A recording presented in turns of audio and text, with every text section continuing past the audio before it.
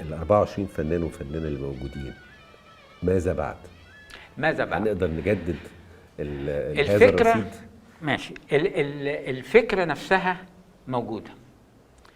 الفكرة مش هتموت، لأن النهاردة احنا بقالنا 73 سنة بنشتغل من أول ما رمسيس ابتدى، ولما سوزان ابتدت الجيل الثاني أو يوانا ابتدت الجيل الثاني بتاعها، ما كانش للاستمرارية، كان للاقتناع وطريقة معيشة معينة بفكرة معينة. فالفكرة فضلت مستمرة.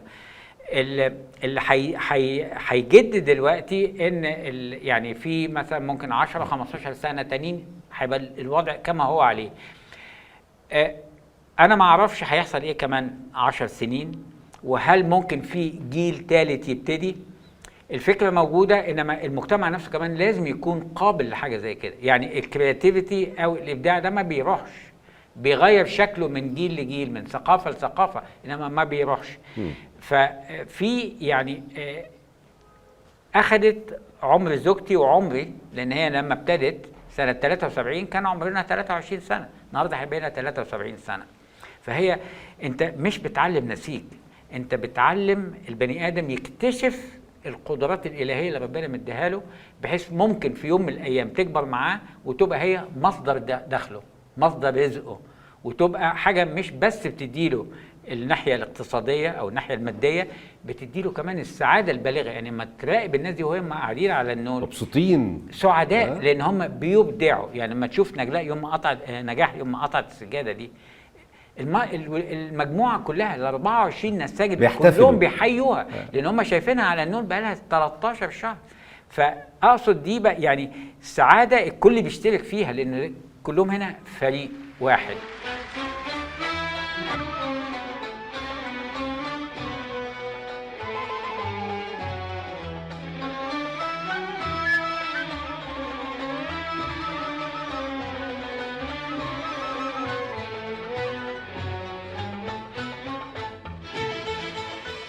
أنا جيت هنا وأنا عندي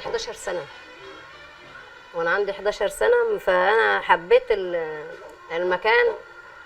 كان في يعني ناس قرايبي هنا، فأنا بقيت أسمع عنه، فأنا حاولت إن أنا بقيت أجي أقعد معاهم هنا، ألعب معاهم وكده. وبعدين رحت قلت أنا عايزة أشتغل.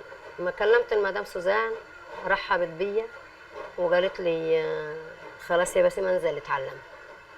نزلت اتعلمت. اول ما بدنا كده يجي 10 سنتي، وبقيت نعمل سطر اخضر، صح، سطر احمر، سطر كده، لحد ما وصلنا فيه احنا اللي احنا فيه دلوقتي. انا بقالي هنا 40 سنه، جوزت وخلفت وجوزت عيالي وخلفوا وانا هنا.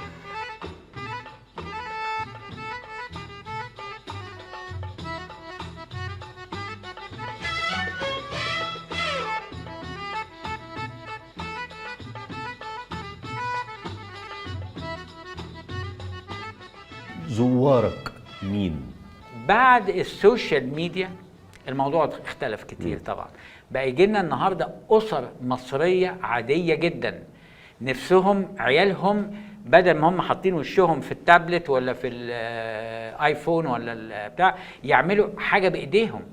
فمهتمين جدا ان يوروا اولادهم حاجه مختلفه، وتستغرب حضرتك كميه الفخر ده. حتى يعني من الصور اللي بيشوفوها ما جوش زاروا هنا، يعني من الصور على الانستجرام والفيسبوك، الفخر اللي هم فخورين بيه، وبيصمموا بقى ان هم يجوا يشوفوا من اسكندريه، بيجوا لنا من طنطا، بيجي لنا من اسوان. يعني بيبقى رحله بينتهزوها فرصه. ومن ضمن المعالم مصر طبعا هيزوروا المتاحف والهرم وكده، انما يخصصوا حاجه حيه بضعه ساعات يجوا يزوروا مركز رمسيس ويصوروا. دايما ملتقى الناس الجميل. فهي حاجه جميله جدا، واحنا يعني ده اعتقد حاجه نعمه انك انت تقدر تاثر في الناس مباشره اللي بتشتغل معاهم، وتاثر في الزوار كمان، انك انت تسعد عدد هايل وشريحه ما كانتش تفتكر ان في حاجه زي كده موجوده. كل ما اجي السنين وهي بتتراكم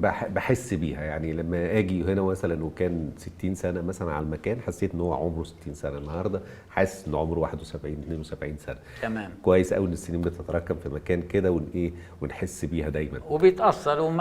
احنا هنا ما اتغيرناش، يعني احنا هنا موجودين ويمكن يعني كمان 3 4 سنين تيجي تلاقي فيه ولاد قاعدين على الانوال يعني. ان شاء الله، ده لازم بقى، ده إحنا مهمتنا. طبعا دي إن شاء الله. حاجه تسعدنا. ان شاء الله. بشكرك شكرا جزيلا، ونشوف الحاج علي بقى ولا ايه؟ طبعا. يلا بينا نشوف الحاج علي.